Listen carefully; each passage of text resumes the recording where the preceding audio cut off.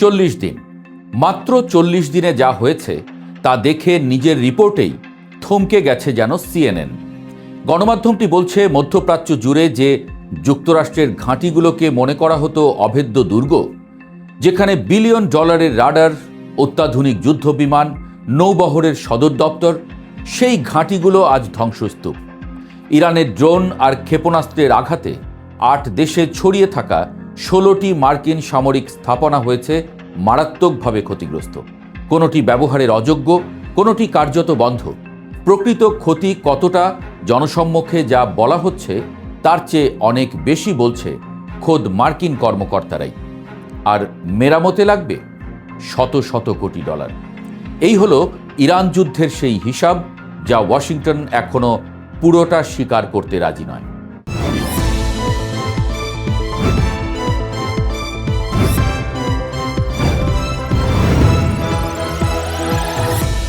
ঘটনাটা শুরু হয়েছিল গত 28শে ফেব্রুয়ারি। যুক্তরাষ্ট্র আর ইসরায়েল মিলে ইরানে হামলা শুরু করলে তেহরান চুপ করে বসে থাকেনি, পাল্টা আঘাত করেছে। কিন্তু সরাসরি যুক্তরাষ্ট্রে নয়, আঘাত করেছে যুক্তরাষ্ট্রের সবচেয়ে দামি, সবচেয়ে কৌশলগত সম্পদগুলোতে, মধ্যপ্রাচ্য জুড়ে ছড়িয়ে থাকা সামরিক ঘাঁটিতে। 7 এপ্রিল পর্যন্ত চলা এই 40 দিনের সংঘাতে ইরান ও তার মিত্ররা 8টি দেশে ছড়িয়ে থাকা অন্তত 16টি মার্কিন সামরিক স্থাপনায় হামলা চালিয়েছে। সিএনএনের অনুসন্ধানী প্রতিবেদন বেরোতেই পৃথিবী জানল পরাশক্তির দাপট আসলে কতটা চুরমার হয়ে গেছে। কোথায় কোথায় হামলা হয়েছে? কুয়েতের ক্যাম্প বার্লিং, আলী আল সালেম বিমান ঘাঁটি, সৌদি আরবের প্রিন্স সুলতান এয়ারবেস, কাতারের আল উদেইদ বিমান ঘাঁটির রানওয়ে, বাহরাইনে মার্কিন নৌবাহিনীর 5ম ফ্লিটের সদর দপ্তর, উত্তর ইরাকের সামরিক ঘাঁটির অস্ত্রভাণ্ডার। এছাড়াও আরও কয়েকটি দেশে ছড়িয়ে আছে এই তালিকা। মার্কিন সংবাদ মাধ্যম এনবিসি নিউজও নিশ্চিত করেছে অন্তত 7টি দেশে গুরুত্বপূর্ণ সামরিক ঘাঁটিতে হামলা চালিয়েছে ইরান। অস্ত্রভাণ্ডার থেকে কমান্ড সেন্টার, বিমান ঘাঁটি থেকে যোগাযোগ কেন্দ্র, কিছুই বাদ যায়নি। এখন প্রশ্ন হলো, ইরান ঠিক কোথায় আঘাত করেছে? এলোপাতারি নয়, পরিকল্পিতভাবে। স্যাটেলাইট চিত্র বিশ্লেষণে দেখা গেছে তেহরানের প্রধান লক্ষ্য ছিল 3টি জিনিস: যুক্তরাষ্ট্রের উন্নত রাডার ব্যবস্থা, যোগাযোগ নেটওয়ার্ক এবং মধ্যপ্রাচ্যে মোতায়েন করা যুদ্ধ বিমান। কেন এই 3টি? কারণ এগুলো অত্যন্ত ব্যয়বহুল এবং দ্রুত প্রতিস্থাপন করা কার্যত অসম্ভব।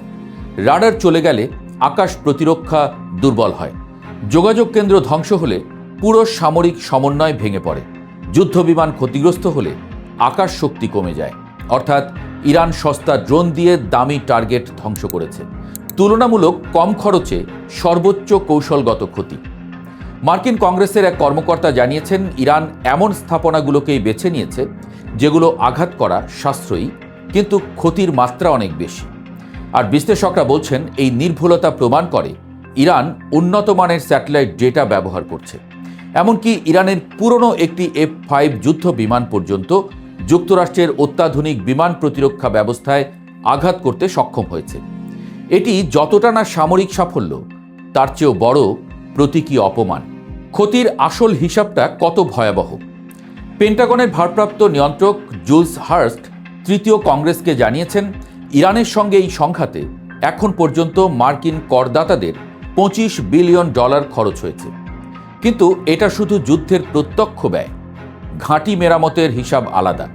শুধু বাহরাইনে মার্কিন নৌবাহিনীর 5ম ফ্লিটের সদর দপ্তর মেরামতেই লাগবে $20 কোটি।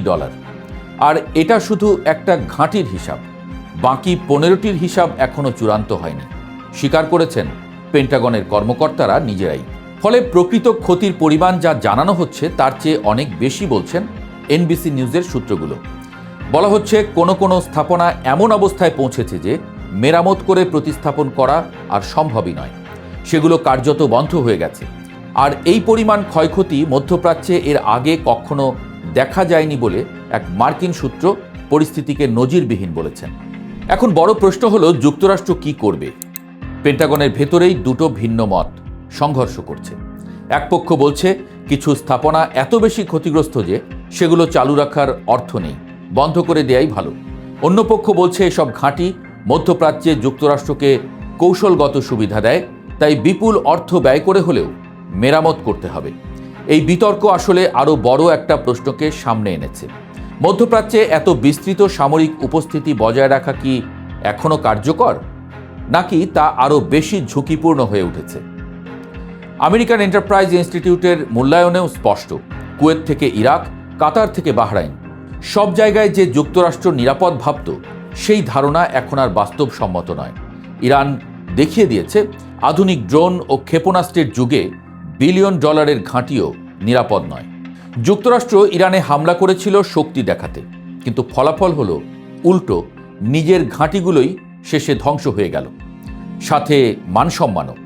মাত্র 40 দিনের যুদ্ধে 8 দেশে 16টি ঘাঁটি, 25 বিলিয়ন ডলার খরচ, মেরামতে 100 কোটি আরও, আর কিছু ঘাঁটি যেগুলো হয়তো আর কোনোদিনই চালু হবে না।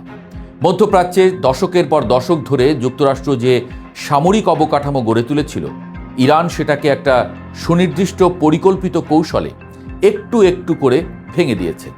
আর বিশ্ব দেখে নিয়েছে, পরাশক্তির বর্মেও ফাটল ধরে, পরাশক্তিকেও একদিন মরে যেতে হয়।